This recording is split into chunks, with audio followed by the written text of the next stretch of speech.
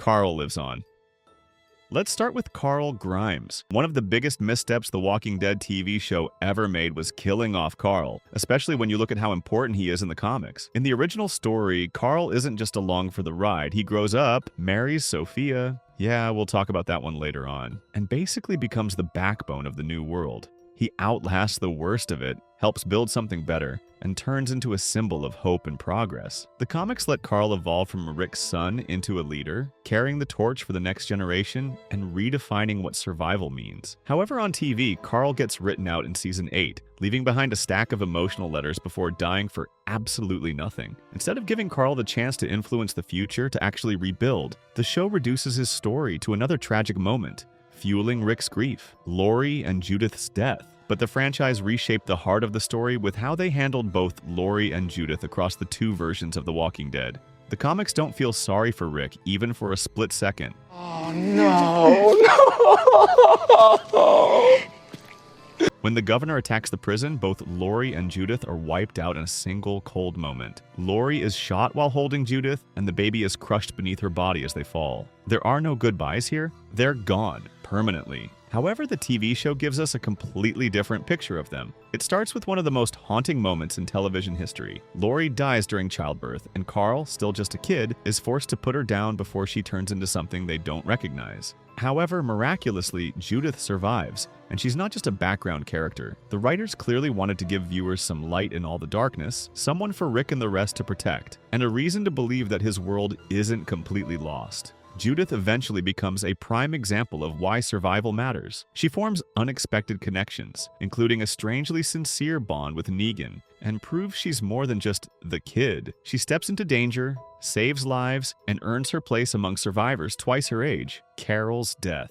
There's a big difference between the type of person Carol is in the series and the comics. In the comics, Carol is a mess from the start. She's anxious, insecure, and never really adapts to the new world around her. She tries desperately to connect with others, even forcing herself into a weird, uncomfortable relationship with Rick and Lori, but nothing helps. She crumbles under the pressure, gives up on life, and ultimately walks straight into a walker. Her story is over almost as soon as it begins. Talking about the show, Carol is basically unrecognizable compared to her comic counterpart. She starts off looking fragile and scared, but that doesn't last. Instead of falling apart, she becomes stronger, smarter, and turns into one of the group's biggest assets. The apocalypse transforms her into a survivor who's crucial to everyone's survival. Rick's hand. One look at Rick Grimes is all it takes to spot one of the biggest visual differences between the Walking Dead comics and the TV show, and it's a pretty obvious one. In the original comics, Rick is missing his right hand for the majority of the story. It's not some minor detail. The governor chops it off early in their war. One second, Rick's got two hands. The next, he's down to one, and he's got to figure out how to fight, lead, and survive without a hand. It changes how he moves, how he handles threats, and it's a constant symbol of what leadership really costs in this world.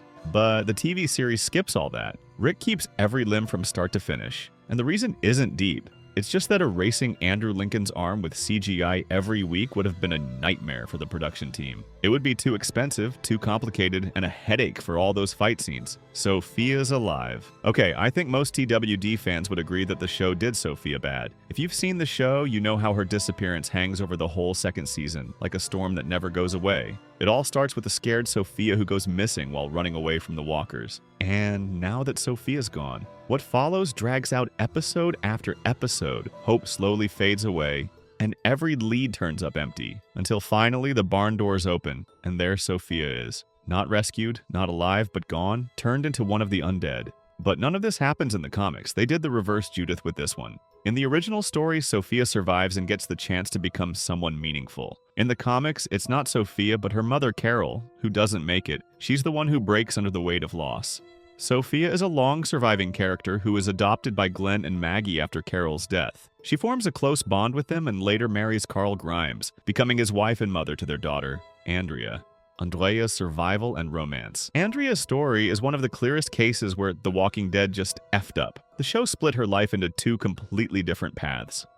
Let's start with the TV show Andrea. The series leans into emotional texture, her grief, her struggle with leadership, and her attempts to secure peace with the governor. She never fully becomes the sharpshooter and leader she was supposed to be. Her need to find purpose leads her straight into the governor's trap, a guy who manipulates her hope and uses her as a pawn. The show tries to sell her romance with him as complicated, but it just comes off as frustrating.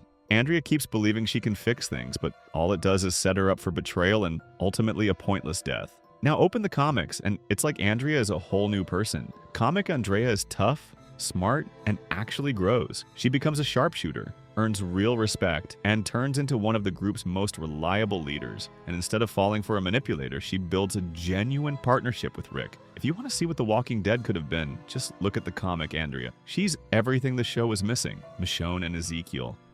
The Walking Dead has always been about survival, but somewhere along the way, the show lost what made the comics hit so hard. Take Michonne, for example. In the comics, she's impossible to crack. Her whole life is about keeping everyone out. After what the governor does to her, you get why. It's trauma that changes her. That's why her relationship with Ezekiel works so well in the comics. It's awkward and incomplete, but it matters because Michonne actually lets it happen at all. She tells him it doesn't mean much, but she keeps coming back. That's who she is, desperate to connect but terrified of what it costs. Ezekiel, on his end, is hooked deeper than he wants to admit. When Michonne leaves, he doesn't move on. He waits, hoping she'll come back. Then you look at the show, and it's like they're afraid of that kind of mess. Michonne is still tough, still holding back, but her story gets sanitized. Rick becomes her romantic partner instead of Ezekiel, and the impact of the governor's actions gets downplayed. The pain that drives Michonne in the comics barely registers on screen.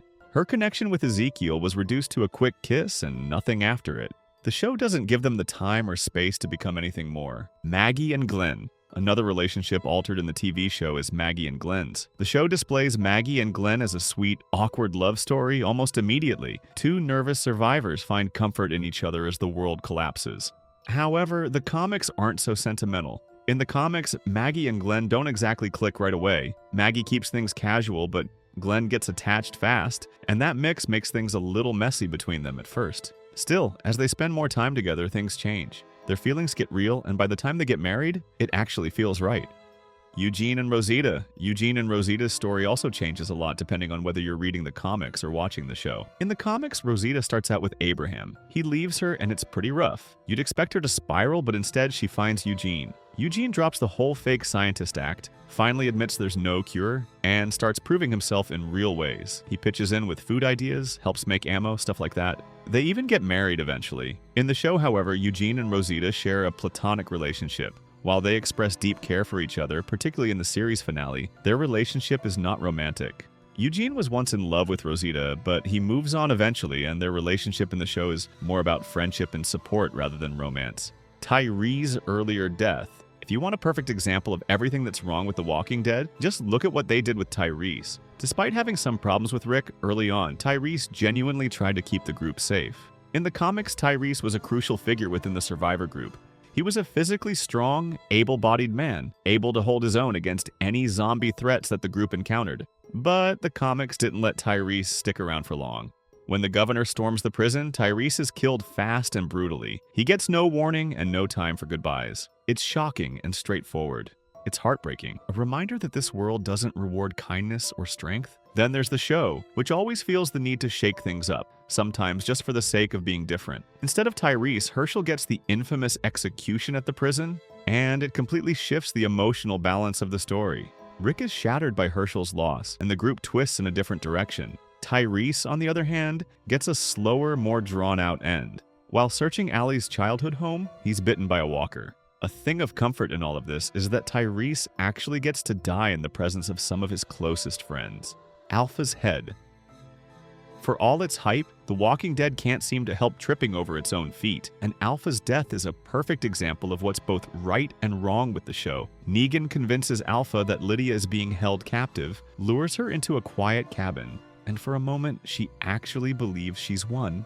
Then Negan does what Negan does best. He slits her throat, decapitates her, and walks away with her head in a bag like he's heading home from the store. The real twist, though, isn't the murder. It's the reveal that Carol is behind all of this, using Negan as her weapon for revenge. Negan, meanwhile, gets a shot at redemption, or at least a way back into the group he once terrorized. But it's different in the comics. Negan's betrayal is all about strategy, not emotion. He escapes, infiltrates the Whisperers, and kills Alpha, purely as a power move, not as a part of some secret pact with Carol. He brings Alpha's head to Rick as a calculated offer, and it happens much earlier in the story. CRM. Let's talk about CRM for a second. Out of nowhere, the Civic Republic military shows up, all-powerful, always lurking in the background. They become the main reason Rick disappears and the center of almost every spin-off. None of that happens in the comics, though. There just is no CRM. Yeah, Rick's story stays grounded in politics, community collapse, and all the fight for survival and power. In my opinion, by adding the CRM, the show shifts focus away from survival horror and moral struggle into long-term franchise planning. CDC. In the show's Season 1 finale, the group stumbles into the CDC, where Dr. Jenner drops the bombshell that everyone is already infected, but none of this is a part of the comics. At all. In the comics, that revelation comes much later and far more quietly when Shane becomes a walker without even being bitten.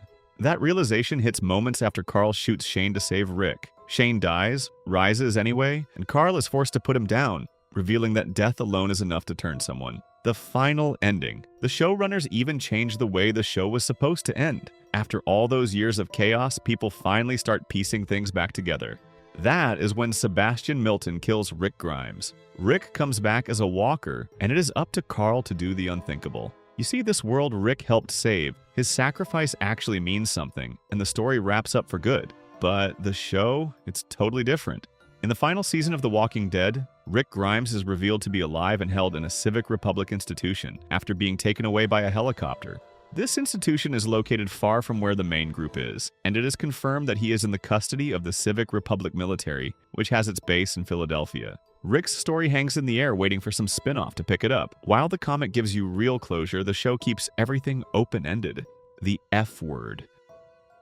Do you know what the symbol on the foreheads of Alexandrians who surrendered to the Saviors actually means? Because this one gets misunderstood a lot. In the show, the Alexandrians who submit to the Saviors are branded with an A. It is a symbol of dominance and humiliation. In the comics, it's way colder and way clearer. That mark is actually an F for failed. Failed leaders, failed protectors, failed survivors. It leans into Negan's worldview. It shows that once you cross him and lose, that failure defines you. It's just a permanent scar that says exactly what he thinks of you. Negan's epilogue. Another major thing the show got wrong is the way they ended things with Negan. On TV, Negan goes from being this brutal villain to almost a fan favorite, getting those oddly touching moments with Judith and even helping out the group. Suddenly, he's the kind of anti-hero you're supposed to root for. Sure, Jeffrey Dean Morgan kills it in the role, but the show basically rewrites Negan's legacy. Now, in the comics, it's a whole different story. After all the chaos and losses, Rick decides to free Negan from his cell, but instead of welcoming him back, he sends him off to live in total isolation. That's it. No heartwarming redemption, no chance of joining the survivors, just Negan alone in the woods with Carl as his only occasional visitor. Honestly, a fitting punishment for everything he's done. Some villains don't get a second chance. And this is where the show messed it up. If you've watched till the end, make sure to like this video and subscribe to our channel. Thanks for watching. See you in the next one.